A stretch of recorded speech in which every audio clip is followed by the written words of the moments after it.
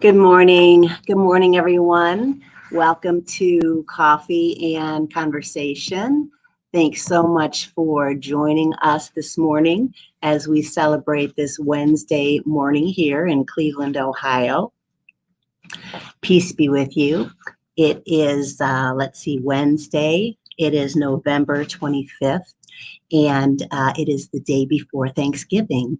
So thank you so much for joining us this Wednesday before Thanksgiving for a little bit of coffee and conversation and Wednesday wisdom with Millie Prebel. Good morning, Carrie. Thanks for hopping on with us this morning. Peace be with you. It is Wednesday morning, Wednesday Wisdom with Millie Prebel. It is this week of Thanksgiving, and I know Thanksgiving is probably going to look very different for many of us, but we still need the reminder. We still need the reminder of Thanksgiving, a time to be thankful for everything in our world and in our life, in our families and our own personal hearts. And yeah, maybe though it's going to be a little bit different this year, we still need to take time out and reflect and think about what it is we have to be thankful for, because there is always something to be thankful for. Good morning, Libby. Peace be with you. Thanks for joining us this morning. And a public service announcement: if you're making a turkey, get it out of the freezer. That's your tip for Wednesday morning. I was looking online at a couple different feeds on Thanksgiving, and it said if you forget to take your turkey out of the freezer, you can put it in the dishwasher. And they said it works. So all kinds of helpful hints and tips this morning on coffee and conversation. So gosh, here we are at the end, almost the end of November. I can hardly believe it. The time is really flying by. I mean, it seems like this year really is flying by, even though it took about 3 months to get through March. It was a long beginning of the pandemic, and those months seem to sort of drag on forever. But now, I don't know, maybe it's just me, but they seem to be flying by. So again, I've talked about it before. Many of you know that I'm in formation, and I like to share some of the things that I'm learning in formation, because they're really thought-provoking, and they cause me to be reflective on my faith and on the faith world around me. So I believe really we're all in formation, honestly. I think I just have to write papers and turn in homework, but our journey of faith is truly a formative one, and I don't think we're ever really done, and we're not complete until, Lord willing, we get to face our Maker, and then we'll be made perfect in His eyes. So good morning. Thanks for joining us for Wednesday Coffee and Conversation here in the Faith and Real Life community. So I've shared before the book that I'm reading. One of the books that I'm reading for class is called Traits of a Healthy Spirituality by Melody Sloboda. And it was funny, I was looking for a different book for another project that I'm doing. And I actually found a copy of this book already in my bookshelf. So I have 2 copies if anybody wants to borrow one. So some of the traits that she shares for healthy spirituality, I'll go to the beginning of the book here and look at the chapters. And I already talked about spirituality. One of the things that in her chapter on spirituality, she asks that you do is to write down your own definition of spirituality. And I know I shared mine.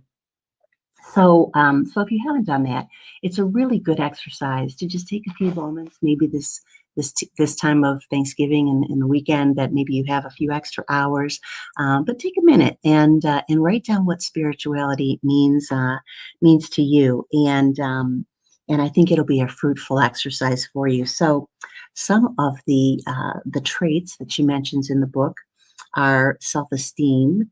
I think that was one of the first ones I talked about. Wonder, she calls it sitting on God's front porch. Friendship, courage, teachability is a prerequisite for conversion. tolerance, joy, interdependence, perseverance, freedom.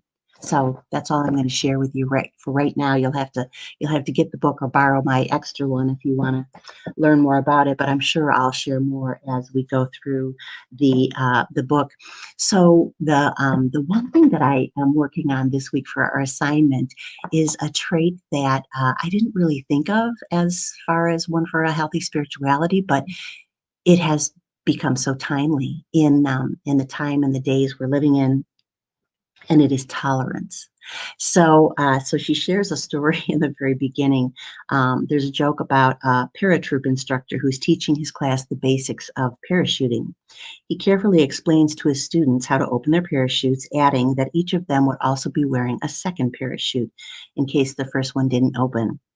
So one student asked, "Sir, what happens if the second parachute doesn't open?" And the instructor replied, "That young man is what we call jumping to a conclusion." So I thought that was kind of clever.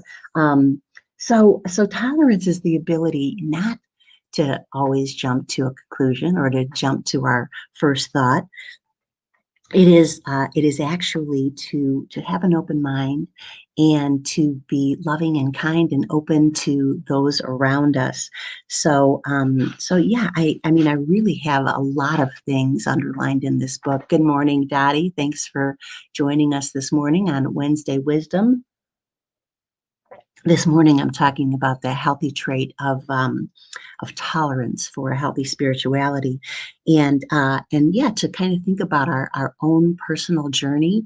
The journey we have in our faith is we have to take an active role. We can't just sit by and wander aimlessly and blindly through the days and nights toward a location or a destination we're not quite sure about.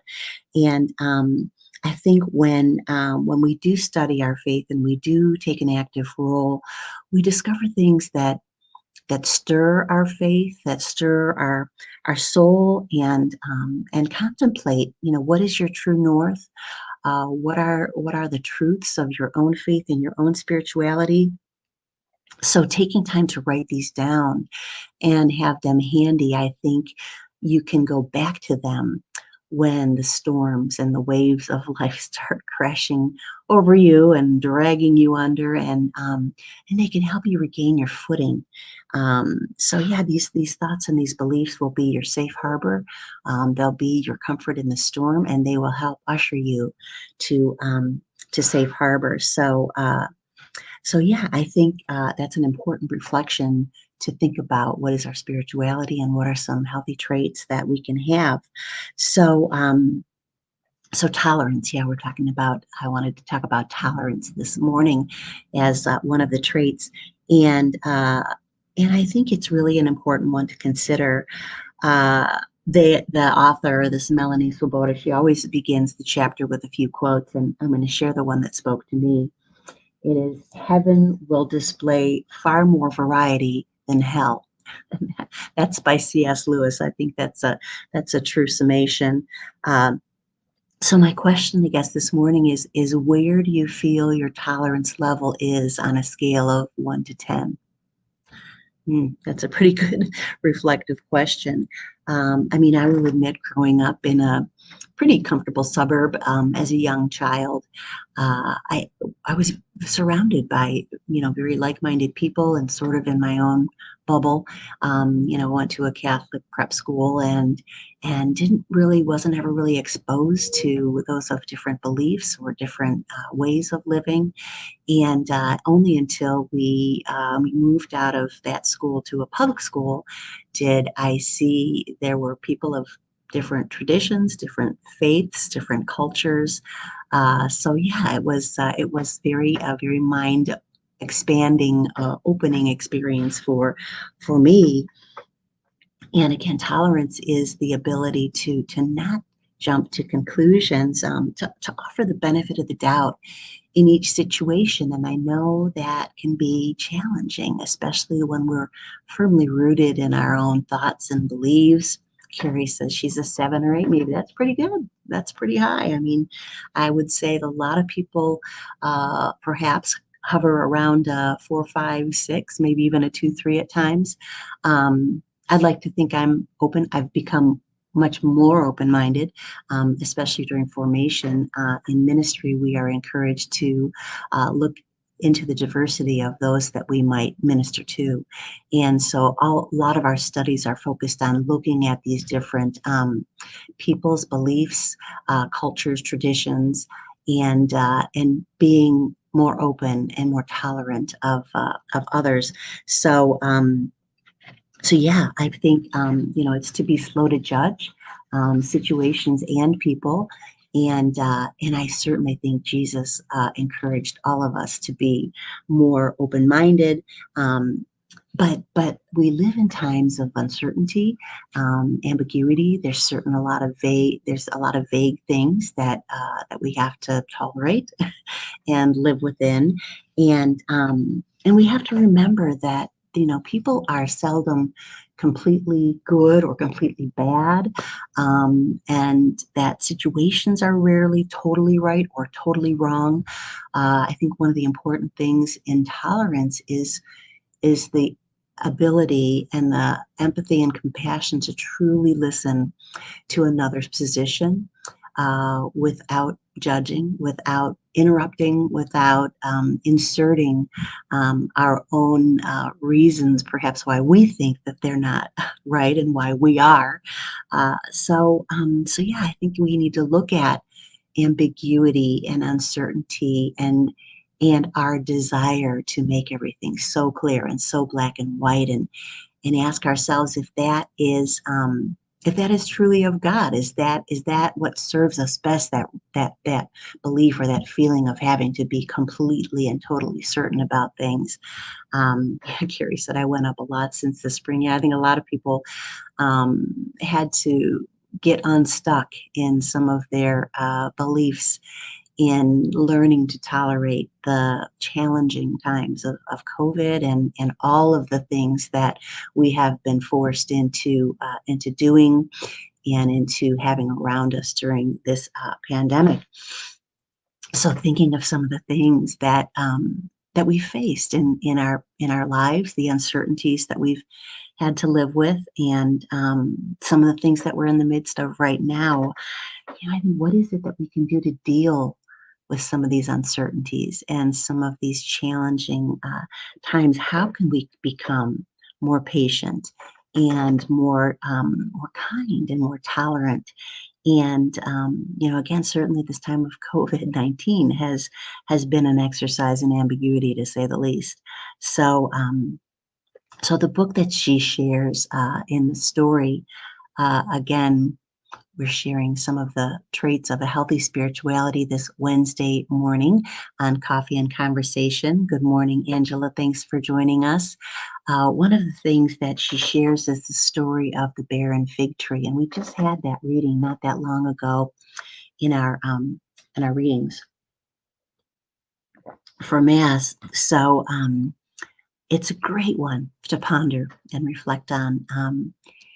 Looking at this image of the barren fig tree, and Jesus tells us, and he tells this parable about the owner of a certain barren fig tree and ordered the gardener to just cut it down. And he says, for 3 years now, I've been coming to look for fruit on this fig tree, and I haven't found any. So cut it down. Why should it waste the soil? I mean, he doesn't even want it using up the soil in his garden. So yeah, I mean, it hadn't produced fruit in 3 years, and I mean, if we look at a fruit tree, I guess the purpose of the fruit tree is to bear fruit, so it wasn't really doing his job. And the gardener, however, he was not convinced. He really felt that he had more tolerance for this tree, and he had more of an open mind, and he wasn't going to jump to conclusions. He was going to be more tolerant and give more time. So he actually asks for a respite for the tree. He says, sir, leave it alone for 1 more year, and I'll dig around it and fertilize it, and if it bears fruit next year, fine. If not, then cut it down. So yeah, I think this is a wonderful image for us to think about in in our times of tolerance and trying to be patient and kind and loving toward another person or even a situation. So reflecting on this, looking at the master representing God the Father, and the vine dresser is an image of Jesus for us in this story. And of course, the fig tree represents a dry and indifferent humanity. You know, those that aren't doing their part, aren't offering their fruit, maybe not offering their gifts, and maybe living selfishly. Without offering anything, that sort of comfortable, stuck in our ways, stuck in our comfort, and really incapable of looking to others, seeing others, offering to others in their suffering or maybe poverty or hardship, and even just recognizing the differences in others. So again, good morning, Gina. Thanks for joining us. This image of this patient gardener, he intercedes for us. He's patient. He is tolerant.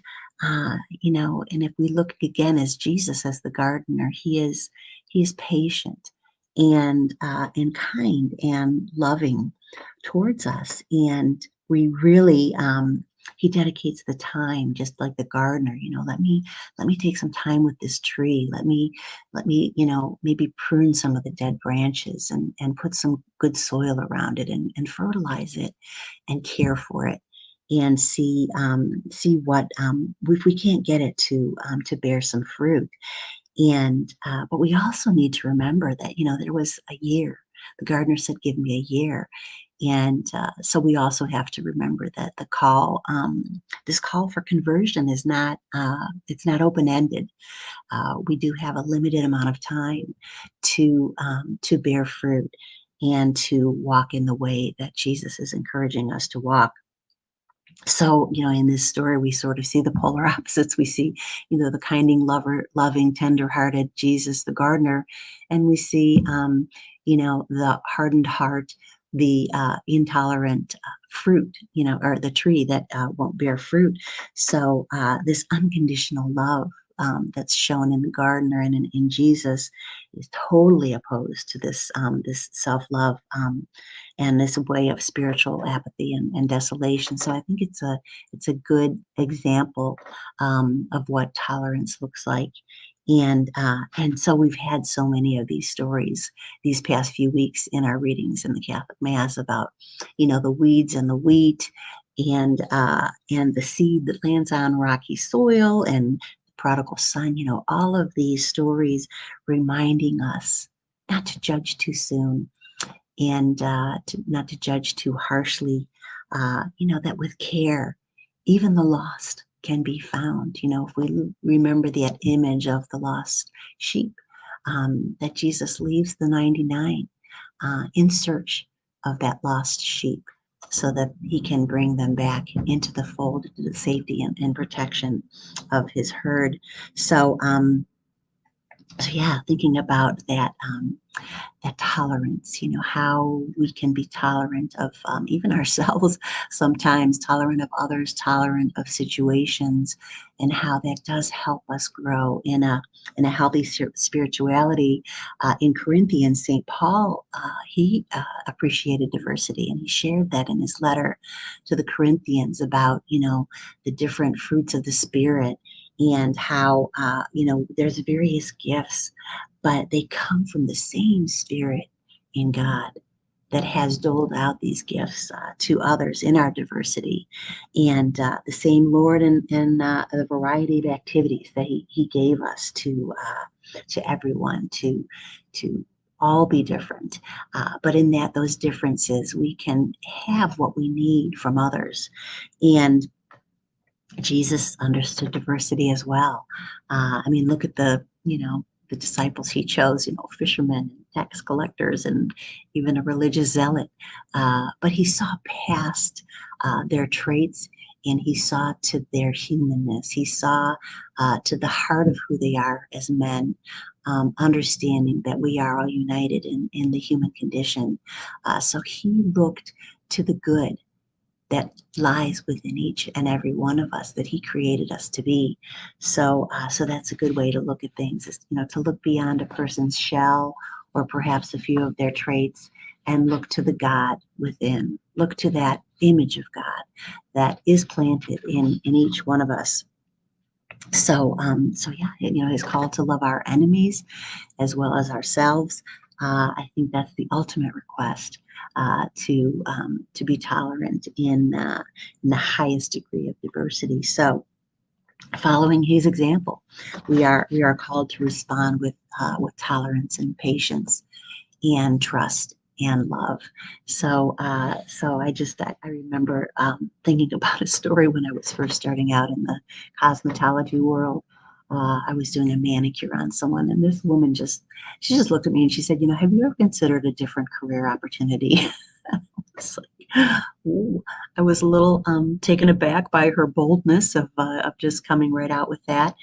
Um, but yeah, I mean, I think we have to remember times of being a beginner, times of maybe in a new job or a new role in our job where we weren't an expert by any means, and the fact that we wanted others to be tolerant and patient and kind and merciful with us as we navigated this new role or the new responsibilities. So yeah, maybe we can try and remember a time in our lives where others were tolerant of us. And that woman that reminded me that maybe I needed to be a little more diligent in my learning and my patience and my practice of my new field.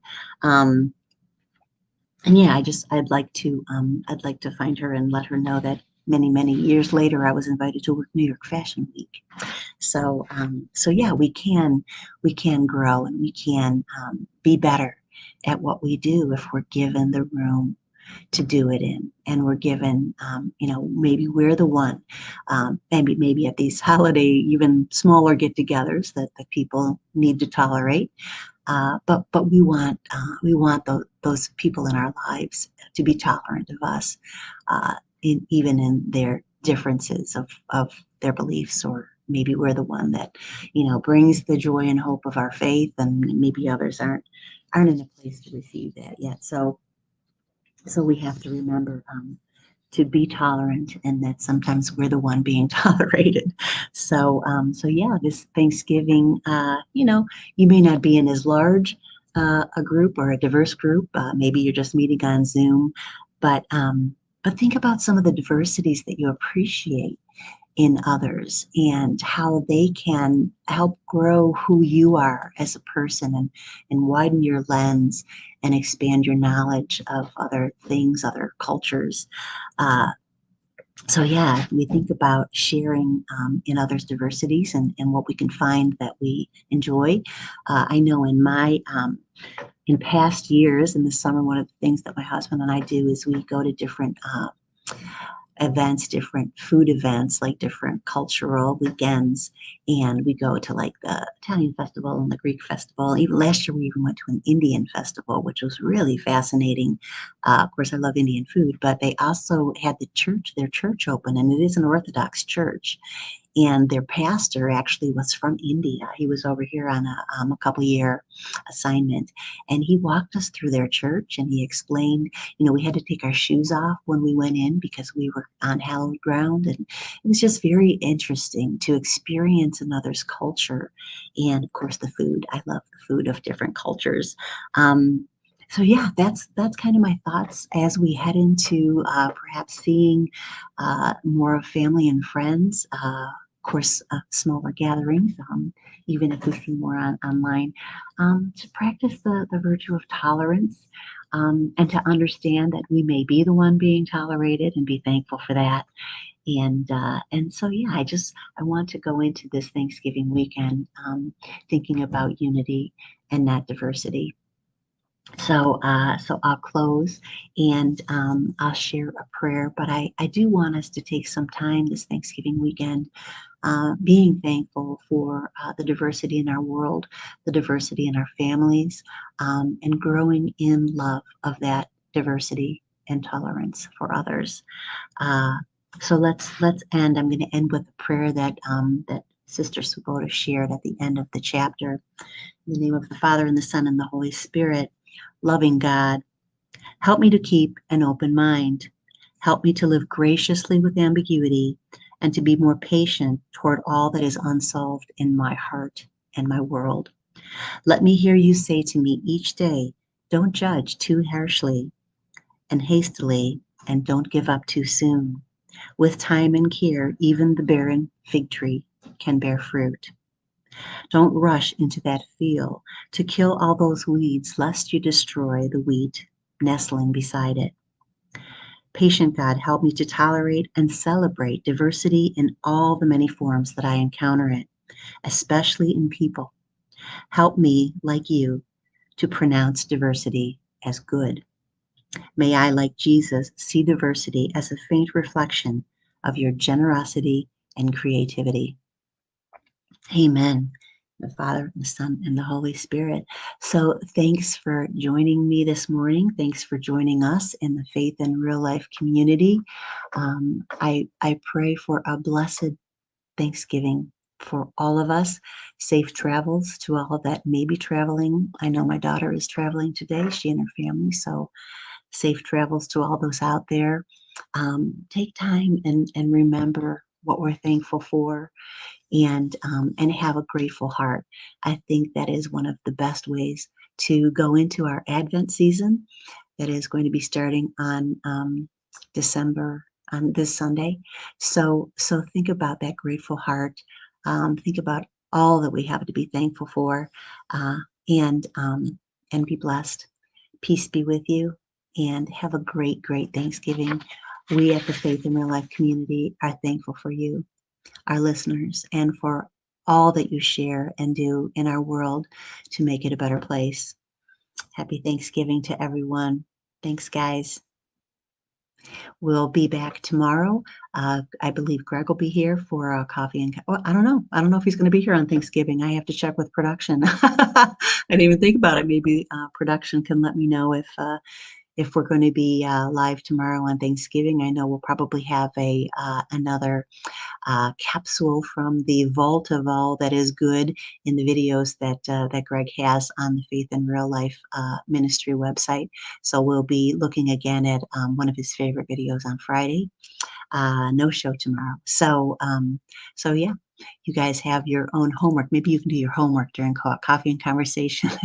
Write down what spirituality means to you, and maybe share that with your friends and family and those around your Thanksgiving table.